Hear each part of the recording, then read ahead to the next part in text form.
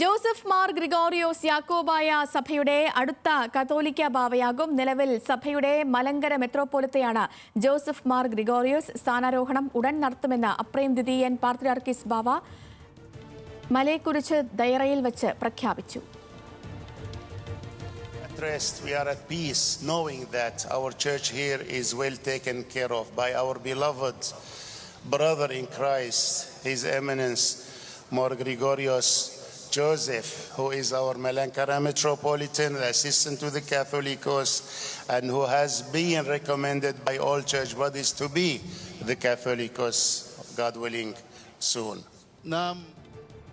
ആസിഫ് മുഹമ്മദ് വിവരങ്ങളുമായി. ആസിഫ്, നിലവിൽ മലങ്കര മെത്രോപ്പൊലിത്തയാണ് ജോസഫ് മാർ ഗ്രിഗോറിയോസ്. സ്ഥാനാരോഹണം സംബന്ധിച്ച വിവരങ്ങൾ വരുന്നുണ്ടോ?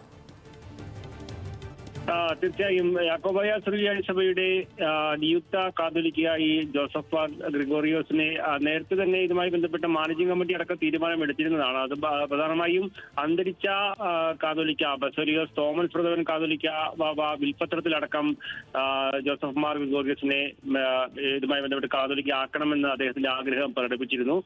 എന്തായാലും ആ ഒരു ആഗ്രഹം പൂർത്തീകരിക്കുക തന്നെയാണ് ഇപ്പോൾ ചെയ്യുക എന്നാണ് നമുക്ക് വ്യക്തമാകുന്നത്. ഇന്ന് ഇതുമായി ബന്ധപ്പെട്ട പാത്രിയാർക്കീസ് ബാവ ഇന്ന് മലയെക്കുറിച്ച് ദയറയിൽ നടന്ന കുർബാനയ്ക്കിടയിലാണ് ഈ ഒരു പ്രഖ്യാപനം നടത്തിയത്. ഉടൻ തന്നെ ഇദ്ദേഹത്തെ കാതോലിക്കയായി വാഴിക്കും എന്നുള്ള കാര്യം അദ്ദേഹം അറിയിച്ചിട്ടുണ്ട്. ഇന്ന് ചേരുന്ന സുനഹോദ്ദേശത്തിന് ശേഷം ഇത് സംബന്ധിച്ച് ഔദ്യോഗികമായ ഒരു പ്രഖ്യാപനം ഈ തീയതി സംബന്ധിച്ച് ചിലപ്പോൾ ഉണ്ടായേക്കുമെന്നാണ് മനസ്സിലാക്കുന്നത്. പക്ഷേ ഇതുമായി ബന്ധപ്പെട്ടൊരു പ്രശ്നം നിലനിൽക്കുന്നത് ഈ മലങ്കര സഭാ തർക്കവുമായി ബന്ധപ്പെട്ടുള്ള നിയമപ്രശ്നങ്ങൾ തുടരുന്നതിനാൽ അത് ഇന്ത്യക്ക് പുറത്തുവെച്ചായിരിക്കും ഒരു പക്ഷേ വാഴിക്കൽ ചടങ്ങടക്കം നടക്കുക എന്നാണ് നമ്മൾ മനസ്സിലാക്കുന്നത്. കാരണം ഈ കേസുമായി ബന്ധപ്പെട്ടുള്ള ചില പ്രശ്നങ്ങൾ കോടതിയിൽ നിലനിൽക്കുന്നുണ്ട്. യാക്കോബായ സഭയുടെ നിലനിൽപ്പിനെ അടക്കം ചോദ്യം ചെയ്യുന്നത് സംബന്ധിച്ചുള്ള ഒരു ഹർജിയിലാണ് സുപ്രീം കോടതി അടക്കം വിധി പറഞ്ഞിട്ടുള്ളത്.